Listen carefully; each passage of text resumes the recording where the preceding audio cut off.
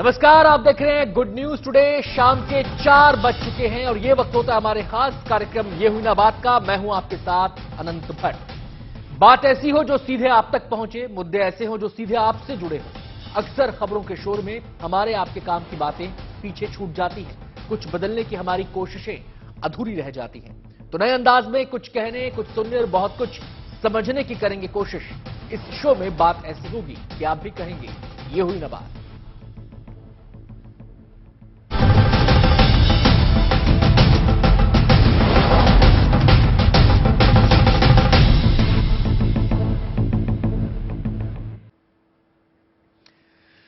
गंगा केवल एक नदी नहीं है, बल्कि हम हिंदुस्तान में इसे मां का दर्जा देते हैं। गंगा हमारा प्रण है, हमारी प्रतिज्ञा है। कहते हैं मां गंगा भगीरथ प्रयासों से धरती पर उतरी थी, लेकिन तब से अब तक मां गंगा हमारी पवित्रता की प्राण शक्ति है। आज गंगा दशहरा का पर्व धूमधाम से मनाया जा रहा है। गंगा के घाटों पर श्रद्धा का सैलाब उमड़ा हुआ है। लोग गंगा में पवित्र डुबकी लगा रहे हैं और जीवनदायिनी गंगा से कल्याण की प्रार्थना कर रहे हैं। तो क्या है मां गंगा की महिमा और क्या है हमारा वो दर्शन जो गंगा को मां कहकर संबोधित करता है? इस चर्चा में अलग अलग जगहों से हमारे साथ संतों का पूरा पैनल मौजूद रहेगा। बातचीत करने के लिए उनसे विस्तार से हर पहलू पर बातचीत करेंगे, लेकिन बातचीत की शुरुआत करें उससे पहले ये रिपोर्ट देख लेते हैं।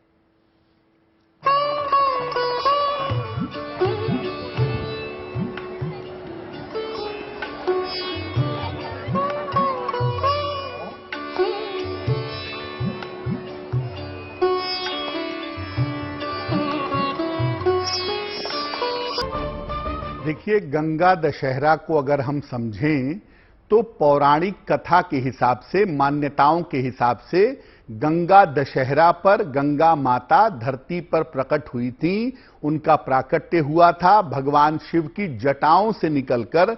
जब धरती पर पहली बार उनका प्रवाह हुआ था, वो दिन था गंगा दशहरा का। और इसीलिए इस दिन गंगा नदी में स्नान करना, निर्धनों को दान करना और गंगा माता की स्तुति करना बहुत महत्वपूर्ण होता है।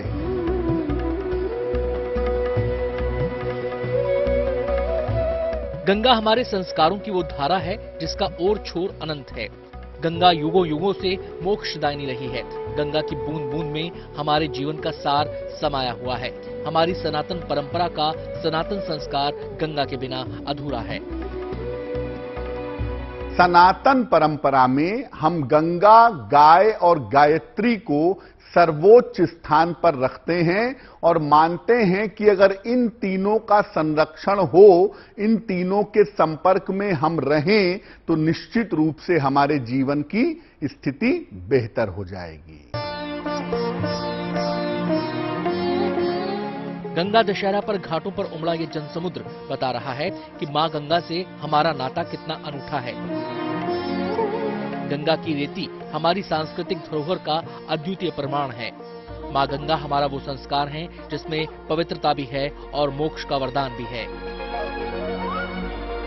गंगा के अस्तित्व को समझने के लिए भगवान शिव को समझना जरूरी है, क्योंकि गंगा की जो पवित्रता है, गंगा की जो तेजस्विता है, जो मोक्ष देने का गुण है, वो इसलिए है क्योंकि वो महादेव के मस्तक पर विद्यमान हैं। तो जब आप भगवान शिव की साधना करते हैं और उस साधना के दौरान गंगा का स्मरण करते हैं, उस साधना के दौरान गंगा स्नान करते हैं, तब आपको मोक्ष प्राप्त होता है। ये एक छुपी हुई बात है कि गंगा के साथ भगवान शिव समाहित हैं, बिना उनके मुक्ति मोक्ष मिल पाना संभव नहीं है। हर साल ज्येष्ठ माह में शुक्ल पक्ष की दशमी तिथि मां गंगा को समर्पित मानी जाती है। ये दिन मां गंगा के अवतरण के रूप में मनाया जाता है। कहते हैं यही वो शुभ दिन था जब भागीरथ प्रयास से मां गंगा धरती पर आई थी। तब से हमारी परंपरा मां गंगा को पूजकर उनके धरती पर आने का पर्व मनाती है। जाहिर है गंगा है तो हम हैं, हमारी संस्कृति है।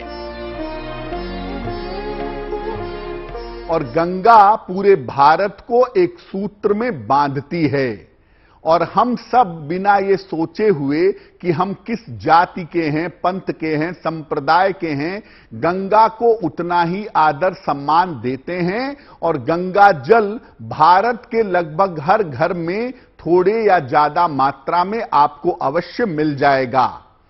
तो गंगा का जो अस्तित्व है वो भारत के साथ जुड़ा हुआ है और बिना गंगा के भारत की कल्पना नहीं की जा सकती। अविरल धारा के रूप में मां गंगा सैकड़ों किलोमीटर का सफर तय करती हैं। उत्तराखंड से लेकर बंगाल तक ये नदी अपने साथ मान्यताओं की ना जाने कितनी कहानियां समेटे हुए है। यही वजह है कि गंगा दशहरा पर उत्तर से लेकर पूर्व तक आस्था का जनसमुद्र उमड़ता है। जो आज के दिन गंगा में डुबकी लगा लेते हैं वो खुद को धन्य समझते हैं और जिन्हें ये सौभाग्य नहीं मिलता, मां गंगा उनका भी कल्याण करती है।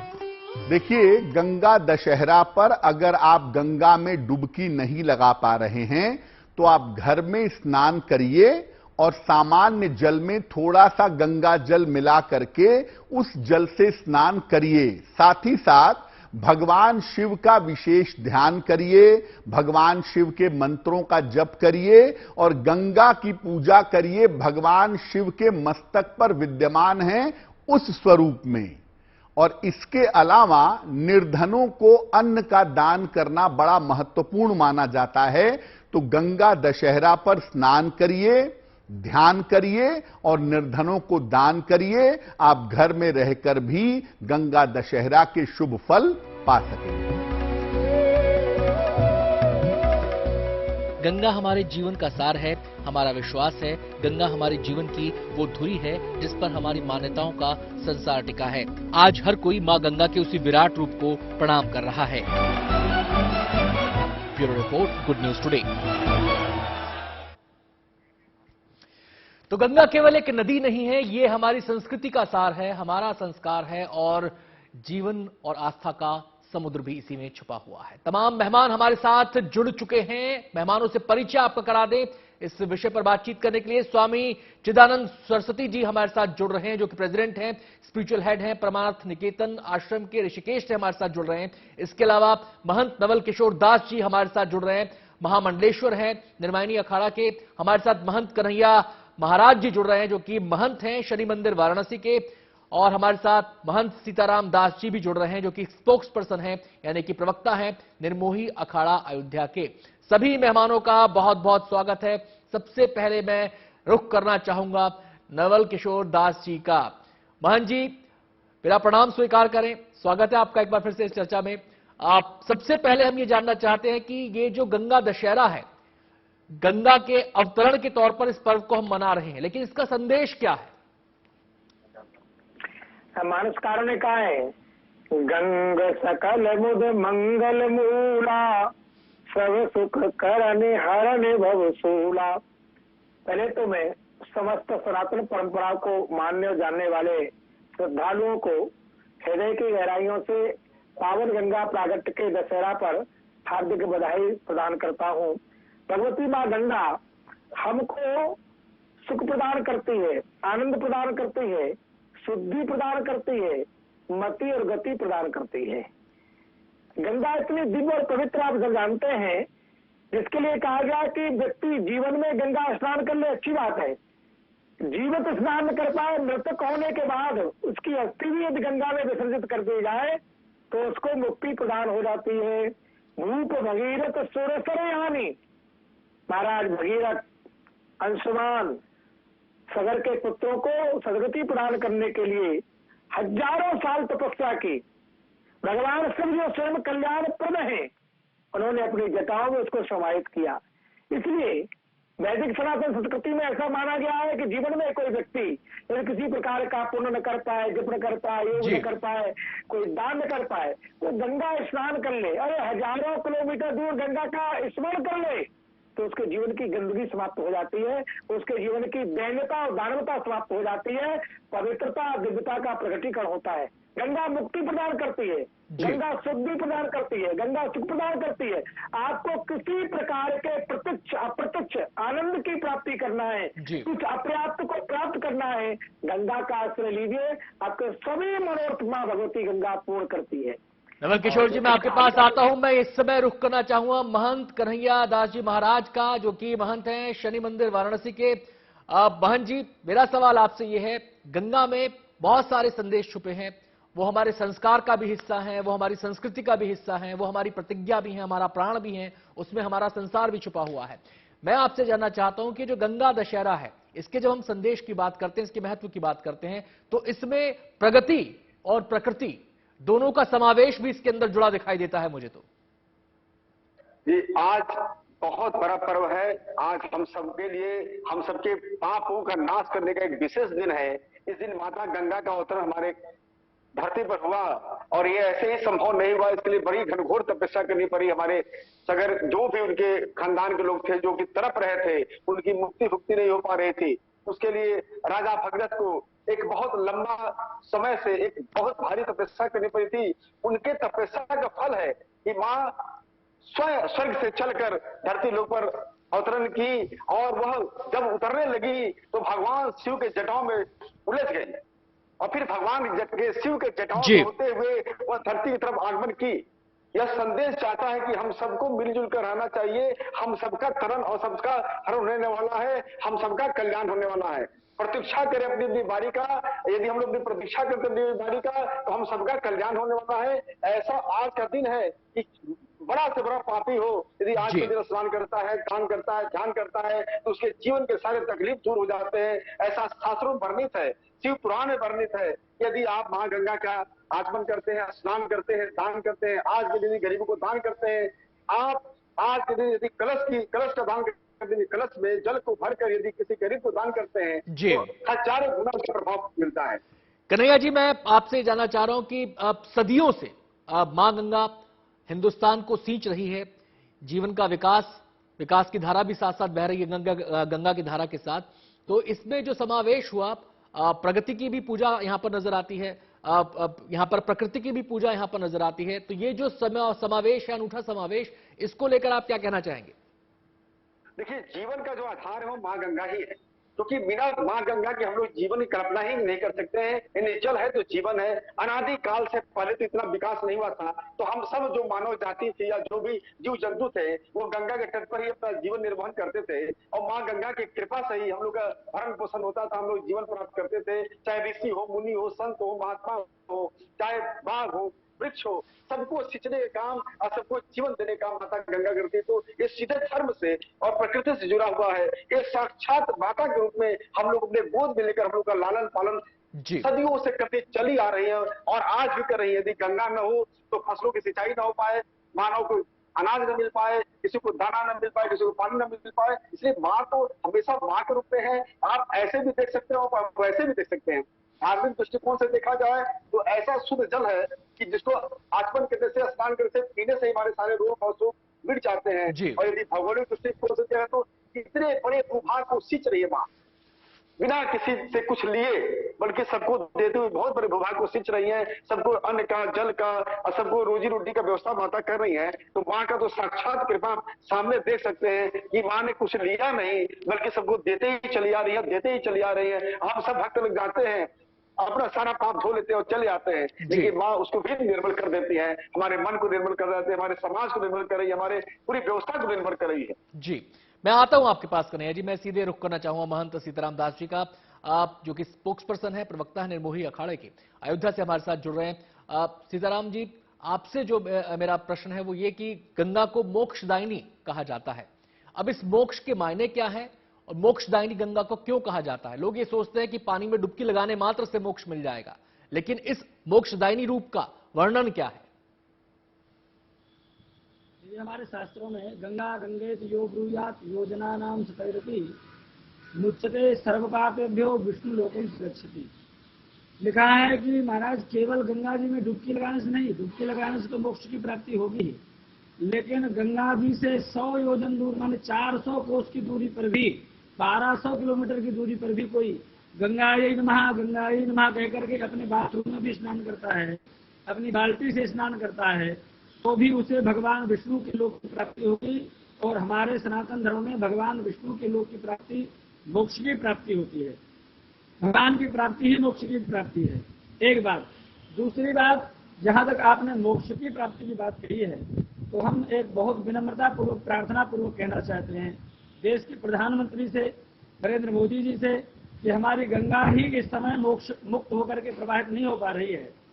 तो मैं चाहता हूं कि गंगोत्री से लेकर के और गंगा सागर तक गंगा अविरल गति से प्रवाहित हो, और गंगा में जितने नाले मिल रहे हैं, चाहे वो कानपुर के नाले हों, चाहे वाराणसी के नाले हों, चाहे जहां जहां के नाले जो गंगा जी में मिल रहे हैं, उनको अतिशीघ्र प्रधानमंत्री जी एक्शन लेकर के उन नालों को बंद करें और गंगा जी को शुद्ध प्रवाहित करें, अविरल गति से प्रवाहित करें। हमारी यही प्रार्थना है। और गंगा जी में स्नान करने से निश्चित ही भगवान की प्राप्ति हो। गंगा जी ब्रह्मद्रव है, साक्षात भगवान का ही स्वरूप है गंगा जी, और उनमें प्रत्येक जीव को मोक्ष की प्राप्ति होती है। मैं स्वामी चिदानंद जी का यहां पर रुख करना चाहूंगा, जो कि ऋषिकेश से हमारे साथ जुड़ रहे हैं। स्वामी जी, स्वागत है आपका।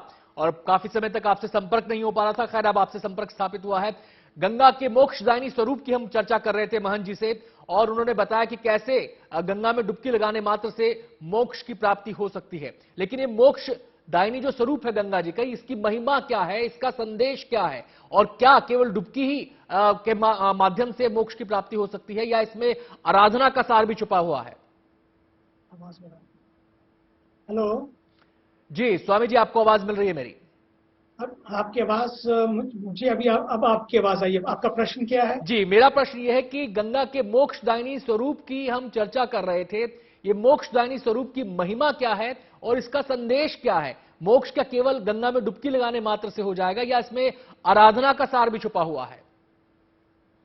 देखिए, सबसे पहली बात तो आज का ये पावन दिवस पूरे देश के लिए ही नहीं, पूरे विश्व के लिए मैं देख रहा हूं कि किस तरह श्रद्धा और आस्था से भरा है।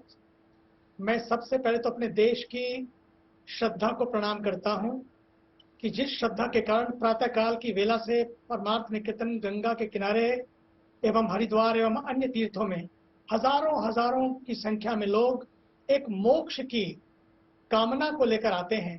केवल इतना ही है कि डुबकी लग जाए और मोक्ष मिल जाएगा। निश्चित रूपेण ये आस्था है, मोक्ष मिलता है। लेकिन इसके साथ साथ हमें यह भी देखना है कि हमें अपने मन को, अपने तन को तो स्नान कराना है, लेकिन गंगा के तट पर बैठकर एक संकल्प भी करना है कि आज हमें मोक्ष मिले अपनी उन छोटी छोटी बातों से जो हमें बांध के रखती हैं। आज हमें मोक्ष मिले उन चीजों जो हमारे वतन को, हमारे देश को किस तरह से बांध के रखती हैं। आज समय आ गया है कि गंगा के पावन प्रवाह की तरह हमारे देश में राष्ट्र प्रेम का प्रवाह भी बहना चाहिए। इसलिए आज का गंगा अवतरण ये राष्ट्र प्रेम की गंगा का अवतरण हो, ताकि ये छोटी छोटी दीवारें जो खड़ी हो रही हैं, छोटी छोटी दरारें जो बीच में दिखाई पड़ रही हैं, ये सब दरारें भरे, दीवारें टूटे और इनसे मोक्ष प्राप्त हो, ताकि हमारा देश आज एक नए भारत को जो निर्माण हो रहा है उस तरफ आगे बढ़ सके। भारत के ऊर्जावान यशस्वी प्रधानमंत्री आज यही चाहते हैं कि गंगा स्नान तो हो, लेकिन लोगों के तन का ही नहीं, लोगों के दिलों का भी स्नान हो। क्योंकि लोगों के दिलों में जब तक राष्ट्र प्रेम की गंगा नहीं बहेगी तो भारत को इन कुरीतियों से मोक्ष नहीं मिलेगा। आज केवल व्यक्तिगत मोक्ष की बात नहीं है, आज तो पूरे राष्ट्र को मोक्ष मिले उन सब बुराइयों से, उन सब विचारों से। क्योंकि विचारों की वैक्सीन वसुधैव कुटुंबकम की गंगा हमारे देश ने पूरे विश्व को दी है।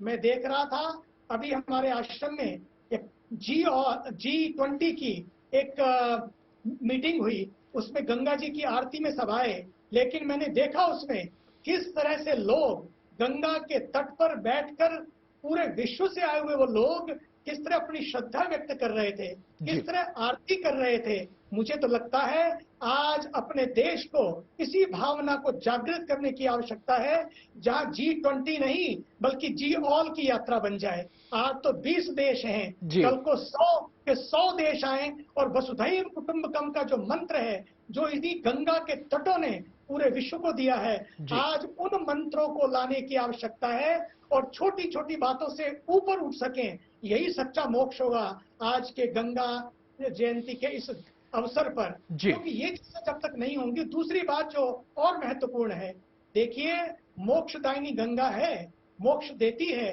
लेकिन आज तो मुझे कई बार दुख होता है कि आज गंगा भी एक मोक्ष की तलाश में है। गंगा के तटों पर जिस तरह से प्रदूषण हम प्रवाहित करते हैं, पूजा करने वाले लोग ही कई बार प्रदूषण करते हैं, जी। बंदगी करने वाले लोग ही कई बार गंदगी करते हैं। गंदगी और बंदगी का कोई मेल नहीं है, और पूजा और प्रदूषण का कोई मेल नहीं है। प्रदूषण को दूर करें, गंदगी को दूर करें, केवल गंगा के दिव्यत्व को, पवित्रत्व को जिसे कोई छीन नहीं सकता, उनकी दिव्यता और पवित्रता सदा थी, है और रहेगी। लेकिन हम लोगों द्वारा साबुन से किया जाने वाला स्नान, साबुन से कपड़े धोना, या प्लास्टिक बहाना, पॉलिथीन बहाना, या सिंगल यूज प्लास्टिक का बंद यूज करना, इन सब चीजों से बंद करके मुझे तो लगता है गंगा की प्रदूषण से मुक्ति तभी होगी जब हम सब मिलकर ये संकल्प करेंगे, गंगा के किनारों पर ग्रीन क्रिएटिविटी और ग्रीन रिस्पॉन्सिबिलिटी हो, ताकि हम गंगा को हरे भरे। मैं स्वामी जी आता हूं आपके पास। नवल किशोर दास जी का मैं यहाँ पर रुख करना चाहूंगा। मैं इसलिए कह रहा हूं कि मुझे भी जाना पड़ेगा, क्योंकि मैं एक दूसरी कॉन्फ्रेंस में। जी जी, मैं आपसे एक सवाल और करना चाह रहा हूं स्वामी जी यहाँ पर। जो आपने बात की गंगा की, कि गंगा कैसे मोक्ष प्रदान करती है, कैसे पापों का नाश करती है, अगर हम गंगा के विषय में जब विचार करते हैं तो यह भी नजर आता है कि गंगा भारत को एक सूत्र में भी पिरोने का काम करती है, सारे भेद यहां पर मिट जाते हैं। जी, मेरी आवाज आ रही है? जी आ रही है। आपने दबा दिया। अच्छा, दोबारा करें। अच्छा, मेरा बीच में कर। अच्छा, क्या प्रश्न था, क्योंकि मेरा यहाँ पे प्रॉब्लम है मेरे को सुनने में। जी जी, प्रश्न मेरा ये है स्वामी जी कि गंगा भारत को एक सूत्र में पिरोने का काम भी करती है, और इसके दर पर आकर, इसके घाट पर आकर तमाम भेद भी मिट जाते हैं। जी देखिए, गंगा जी ने एक बड़ी विशेषता है, गंगा सबके लिए बहती है। क्यों? अगर आपने देखा होगा कि गंगा केवल श्यामलाल का खेत नहीं सींचती है, सलमान का भी खेत सींचती है, रोहन सिंह का भी खेत सींचती है, और साइमन का भी सींचती है। गंगा तो सबके लिए बहती है। अब समय आया है, अगर गंगा सबके लिए बहती है तो क्या हम सब मिलकर गंगा के तटों को निर्मल नहीं बना सकते? गंगा के तटों को हरा भरा नहीं रख सकते? ये हमकी सामूहिक जिम्मेदारी है, क्योंकि आप देखें, गंगा केवल जीविका प्रदान नहीं करती, हमें जीवन भी प्रदान करती है। गंगा इस देश की जीवन रेखा है। लगभग 50 करोड़ लोगों के लिए गंगा के तट जीविका भी देते हैं, और करोड़ों करोड़ों को जीवन भी देते हैं। इसलिए आज समय आ गया है। आज मैं देखता हूं कि जब हमारे नल में पानी नहीं आता तो हमें पेट में दर्द होता है, हम शिकायत करते हैं, हम जाके बार बार फोन करते हैं, आज मेरे घर में पानी नहीं आ रहा है। लेकिन जब हमारी नदियों में पानी सूखता है तो हमें दर्द नहीं होता है। आज इस दर्द को हमें जगाना होगा। जो नदियां हम सबके लिए मुखर रही, हमें मंत्र दिए, आज वो नदियां मौन हो गई हैं। अब हमें उनके लिए मुखर होना होगा, उनके लिए बोलना होगा। हमारी पूजा की कोई वस्तु भी गंगा जी में ना जाए, हमारी पूजा का कोई भी चीज गंगा जी में ना जाए। हमारी जो मूर्तियां हैं जिनकी हम पूजा करते हैं, उनको हम कई बार प्रवाहित करते हैं। मुझे लगता है हमें नए तरीकों को ढूंढना होगा, ताकि हमारी नदियां बची रहें, और नदियां बची रहेंगी तो हमारा देश बचा रहेगा, हमारी संस्कृति, हमारी प्रकृति और हमारी संतति, आने वाली पीढ़ियां और पृथ्वी भी सब निश्चित रूप में। मुझे तो लगता है गंगा है तो कुंभ है, गंगा है तो प्रयाग है। ना तो कुंभ होंगे, ना प्रयाग होंगे, ना मेले होंगे, ना पूजा। इसलिए हम सबको मिलकर अपने गांव की नदी से यात्रा शुरू करनी होगी, कि मेरे गली से यात्रा होगी, मेरे गांव तक जाएगी, और मेरे गांव की यात्रा गंगा तक जाएगी।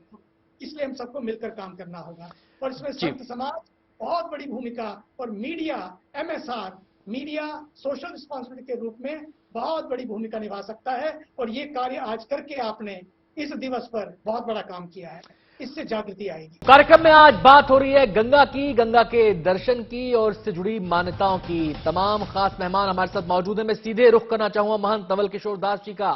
नवल किशोर दास जी, गंगा ने कैसे हमारे संस्कार और संस्कृति को सींचा है सदियों से, इस पर जरा प्रकाश डालिए। कैसे ये हमारी आस्था का केंद्र है, हमारे संस्कार का केंद्र है, हमारी संस्कृति का केंद्र है।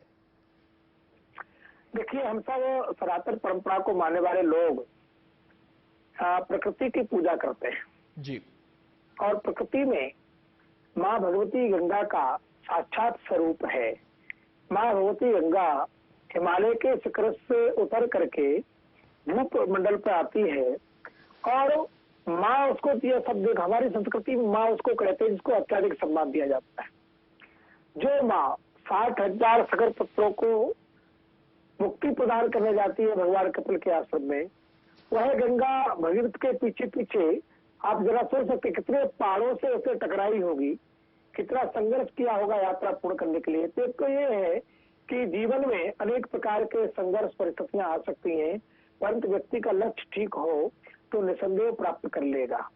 एक तीसरा, आज प्रकृति के साथ जिस प्रकार से छेड़खानी हो रही है, जैसा भी महाराज जी ने भी कहा था कि भाई पूजा का प्रदूषण का कोई साथ नहीं है। कई बार हम गंगा स्नान करना चाहते, हम तो मुक्ति चाहते हैं अपनी, और उसमें फूल पत्ती डालेंगे और कुछ कचरा डालेंगे, इतना कर देते हैं। गंगा है, हम माँ के, अपने माँ के दामन को अपवित्र करने की कोशिश करते हैं अपनी पवित्रता के लिए। माँ भगवती गंगा पवित्र रहेगी तब तो हमको मुक्ति प्रदान कर पाएगी जी। निसंदेह माँ तो माँ है, बालक कैसा ही हो माँ उसको सुख ही देना चाहती है, मुक्ति देना चाहती है, देती है माँ। पर पुत्र होने के नाते, उपासक होने के नाते, मनुष्य होने के नाते हमें लगता है हम सबका भी कर्तव्य है कि अपनी नदियों को बचाएं, अपनी प्रकृति को बचाएं। जब वृक्ष नहीं होंगे, पहाड़ नहीं होंगे, तो सरताएं, ये झरने कोई बिल्डिंगों से नहीं झरेंगे, बहुत बड़ी बिल्डिंगों से गंगा या कोई नदी नहीं निकलेगी, वो हिमालय से ही निकलेगी। जो हिमालय को जिस प्रकार से दिनों रात हम लोग तीर्थ में जाकर के वहाँ पिकनिक पॉइंट बनाते जा रहे हैं और प्रकृति को धीरे धीरे समाप्त करते जा रहे हैं, तो निसंदेह है फिर मोक्ष कहाँ से होगा। हम कहीं न कहीं अपनी परंपराओं के प्रति कुठाराघात जो प्रकट कर रहे हैं, हमें सजग होना होगा, जागृत होना होगा। और केवल सरकार का काम नहीं है, बिल्कुल बिल्कुल, समाज की भी जिम्मेदारी बनती है कि जब गंगा ने हमें सदियों से सींचा है, हमारे संस्कारों को, हमारी संस्कृति को, हमारी प्रकृति को और हमारे धर्म को, हमारी आस्था को, तो हमारा भी उसके प्रति कुछ फर्ज बनता है। सीधे हम रुख करना चाहेंगे महंत कन्हैया जी महाराज का, जो हमारे साथ वाराणसी से जुड़े हुए हैं।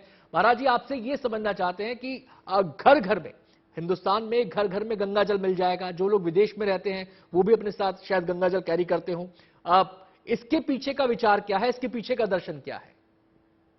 देखिए, इसका सबसे बड़ा दर्शन ये है कि माँ गंगा का जल किसी भी परिस्थिति में अशुद्ध नहीं माना जाता।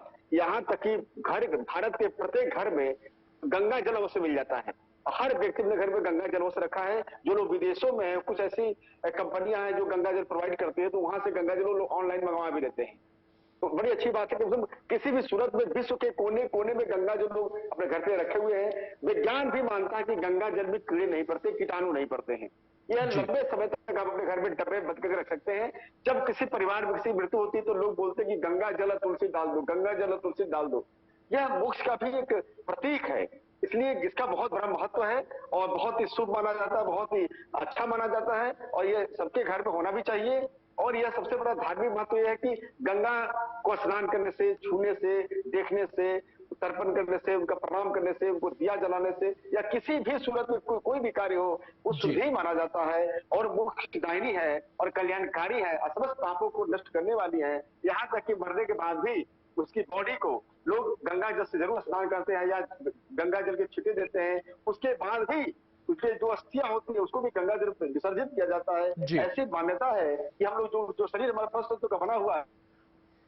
जी, मैं महंत सीताराम दास जी का यहां पर रुख करना चाहूंगा। महंत जी, भारत का प्राण गंगा एक तरीके से है, धुरी है भारत की, और उसके इर्द गिर्द भारत का पूरा संस्कार संस्कृति घूमती है। गंगा को मां की तरह हम पूजते हैं, प्रणाम करते हैं, उसमें डुबकी लगाते हैं, स्नान करते हैं, दान पुण्य उसके घाटों पर हम जाकर करते हैं। लेकिन जिस तरीके से इस समय गंगा के सामने ही विषम परिस्थितियां पैदा हो रही हैं, जिसका जिक्र आपने भी किया, मेरा सवाल आपसे यह है, क्या गंगा के बिना भारत की कल्पना भी हो सकती है? बिल्कुल, आपका सवाल बहुत अच्छा है। जैसा कि अभी स्वामी जी ने, चिदानंद मुनि जी ने कहा कि लोगों को प्लास्टिक नहीं बहाना चाहिए, कचरा नहीं बहाना चाहिए, अपनी तरफ से साबुन स्नान नहीं करना चाहिए, कपड़े नहीं धोना चाहिए आदि। ये तो प्रत्येक हिंदू सनातन धर्मावलंबी को और प्रत्येक भारतवासी को ये करना ही चाहिए, ये सावधानी रखनी ही चाहिए, नियम का पालन करना ही चाहिए। लेकिन मैं बहुत ही पीड़ा के साथ कह रहा हूँ कि हमारे देश के प्रधानमंत्री गंगा किनारे के सांसद हैं और उन्होंने कसम खाई थी कि मुझे गंगा माँ ने बुलाया है, मैं गंगा मैया को पवित्र करूंगा। तो आखिर गंगा मैया में जो नाले जा रहे हैं उनको कौन बंद करेगा? हम जनता को तो हम जागृत करेंगे। हम साधु संत सभी जो देश देशांतर में घूमते हैं, गांव गांव में घूमते हैं, हर व्यक्ति के पास में जाते हैं, हम लोग तो जागृत करेंगे कि भैया प्लास्टिक मत बहाइए, फूल मत बहाइए, हवन सामग्री मत बहाइए, कचरा मत बहाइए, ये तो हम लोग जागृत करेंगे।